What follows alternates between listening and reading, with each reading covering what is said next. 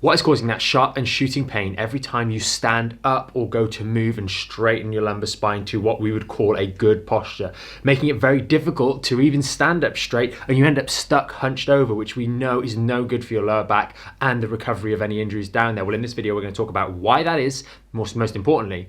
And then once you understand why, we're going to talk about some things you can do to help alleviate the sensitivity in that lumbar spine and start to move forwards in terms of your rehabilitation so you can get back up into a good position, which is only going to help your recovery in your lower back. First and foremost, we want to address the very first time this might well have happened, because if you notice the very first time you had lower back pain that this was the cause, then this is going to be really relevant to you. If, however, you've noticed that actually you've had back pain for quite a while and it's only now started to create a little bit of pain when you stand up straight, or a little bit of this sharp pain occurrence when you stand up straight, then that's going to be more number two, which we'll get into second. So this very first one is going to be provocation of the facets. It's you went back reaching over in this direction. Well, what's happening right there? As we rotate back to one side and have an element of arch, we really do compress down through the facet joints on that particular side, creating a real compression, which if it reaches a certain point, we can sometimes nick a bit of the membrane. Now, the structure of your facet joints, you have a little synovial membrane around that particular joint, and this is very sensitive. And this gets into the neurology in the regions of the lumbar spine, where we have lots of little fine receptors in these facet joints to help give feedback of where the joints are in space. When we move back into that very extended position and compress these joints, we can sometimes irritate them, catch the little bits of synovial membrane, and that creates a very sharp and local shooting pain, and it will be almost paralyzing at the time it happens. It'll come on instantly and it'll invariably go away relatively quickly as well and leave some residual muscle spasm, residual pain in the area. But it is very common. That is that backward bending movement. You're less likely to feel it as we go forwards. Why is that? Well, the reason you're less likely to nick those sorts of tissues when you go forwards is because as you bend forwards, you open out the spaces, you pull those joints apart, and it tends to be less likely that that is going to be the structure that fails in that way. And it's more likely that we get disc-related problems, ligament stretches, which are going to be a little bit different. Yes, albeit you might notice a tearing sensation or a ripping sensation, but it's not quite got the same quality as that sharp shooting pain that we get when we initially go back into a jarred position, because you are literally jarring those little facet joints together.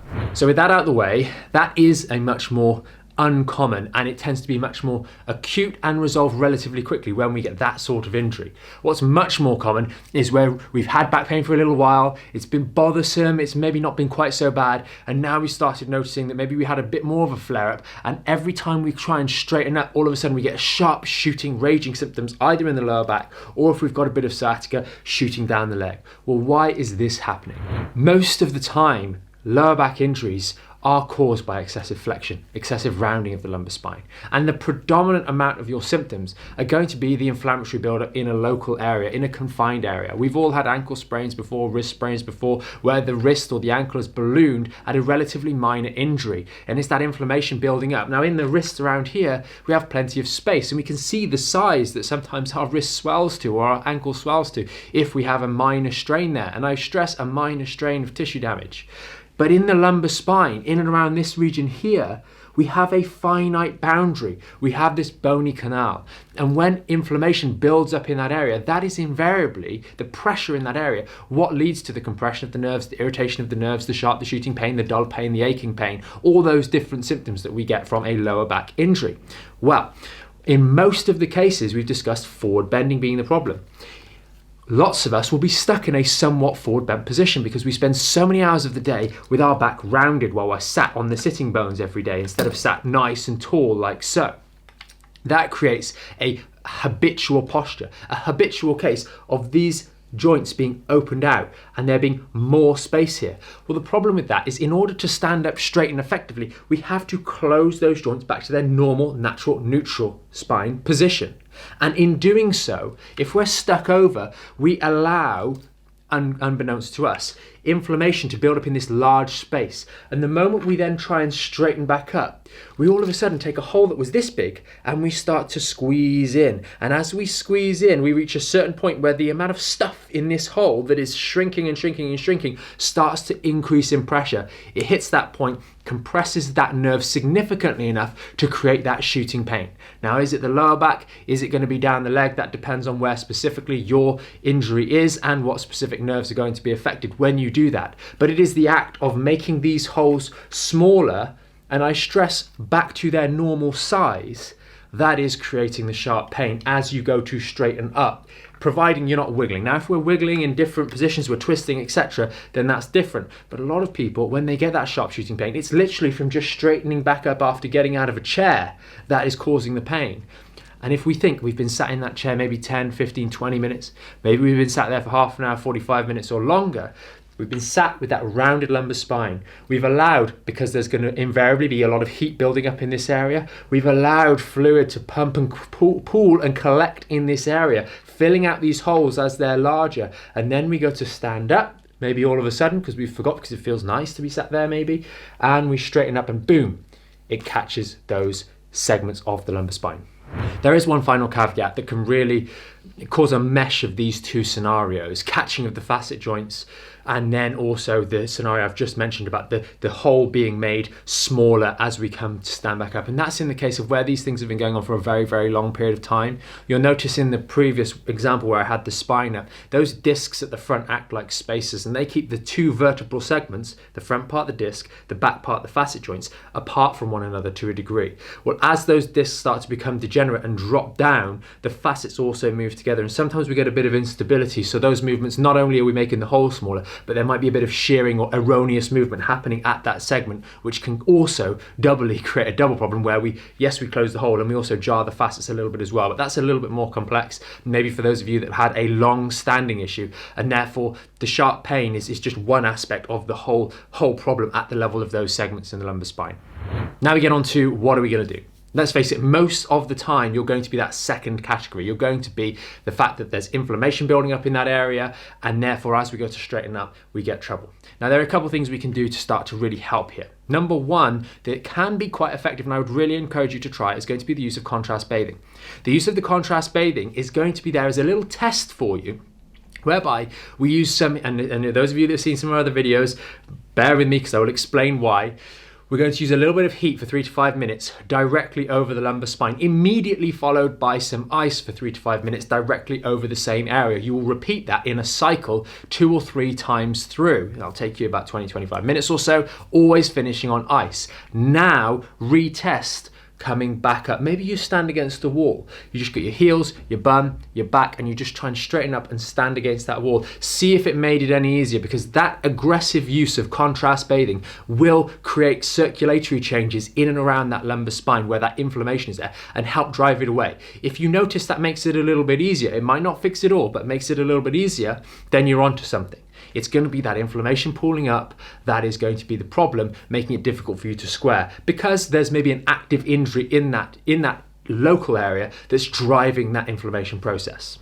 Now, for many of you, that is going to make a real difference. So the second thing we want to do is understand that there is an active inflammation occurring in that lumbar spine. So we want to do things to mitigate the aggravation of those tissues. So that's going to be limiting our sitting.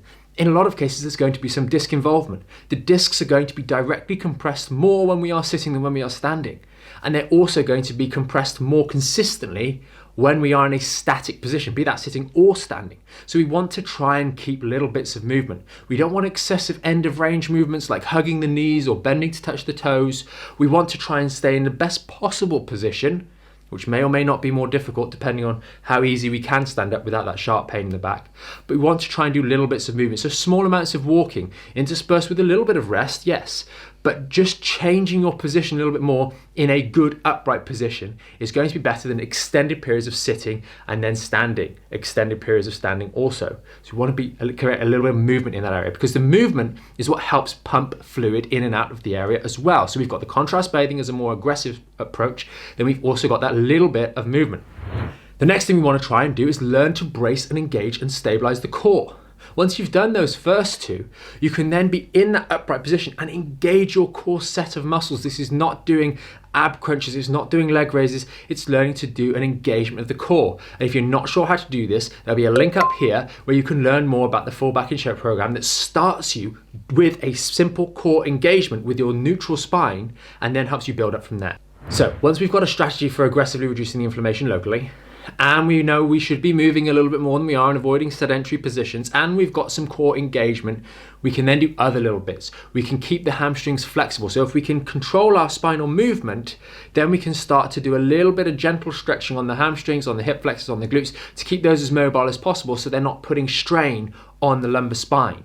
That's going to be really helpful. And then the final part is starting to strengthen up the supporting structures in and around the lumbar spine. That's going to be your core, that's going to be your back muscles, that's going to be your legs as well. That's going to be your balance, your ability to control and isolate certain movements. For example, we want to be able to bend from our hips only whilst our lumbar spine remains in neutral. Let me show you.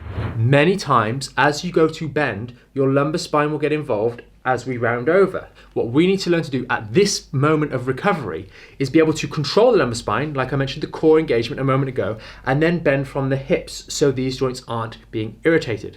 Now, if we wind back a moment to when we were talking about what the cause of this was, and it was when we're sat down, inflammation's pooling in this area, implying that there is an active injury in this location. We've just discussed a few things you can do to help stabilize this area and help protect it so it goes through an appropriate healing process.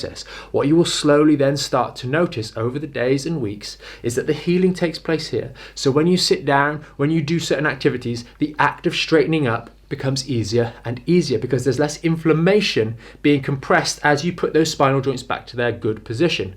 And that has a positive effect, unlike the opposite, which has a continuing negative effect. The less you do, the more inflammation builds up. So you stay more rounded, you try and round over to make these holes bigger and bigger, then you have more trouble standing up straight and you get yourself in an awful trouble. But if we follow what we've just discussed and we start allowing healing to take place, you'll find it easier to stand up straight. And because you can stand up straight and move around better with less pain, you'll help the healing process, which will heal faster, and so on and so on and so on. The final important part, as I mentioned a moment ago, is going to be strengthening. You can strengthen the tissues in this lumbar spine, in the middle back to provide good postural support, in the legs to provide good support from the ground up, much, much faster than the ligamentous type tissues will heal and remodel in this area. So it is pivotal that you spend some good time and energy working on the rehabilitation of the muscular system that supports and protects this area, as well as learning habits and movement patterns that will help you move through time and space in a way that doesn't continually aggravate your lumbar spine, so it can go through that appropriate healing process, and with time you'll get back to doing the things that you enjoy. I hope you found this video helpful in better understanding what is causing that sharp pain in your lower back, even if it's shooting down into the leg as well. And understand that if you change away from what is often done, which is more inactivity, more rounding of the lumbar spine to create the problem and make it worse, if you start doing what we've discussed, unlike that negative feedback loop, which gets worse and worse and worse, you're going to start to create a positive feedback loop, which makes you better so you can do more, so you can injure yourself less, so healing can continue with more and more momentum. That's what we want for you guys, so you can really fix your back pain from home. If you want to learn more about how we can help you, then you can click a link up in the description or down below to learn more about the Back in Shape program and everything that's involved to make sure that you can fix your back at home in the most effective way and have a long-term strategy to deal with the causes of these problems rather than continually going around in circles trying to chase symptoms. Thanks so much for watching. Remember, you can always subscribe, share this video with a friend if you did find it helpful, and we will see you in the next video.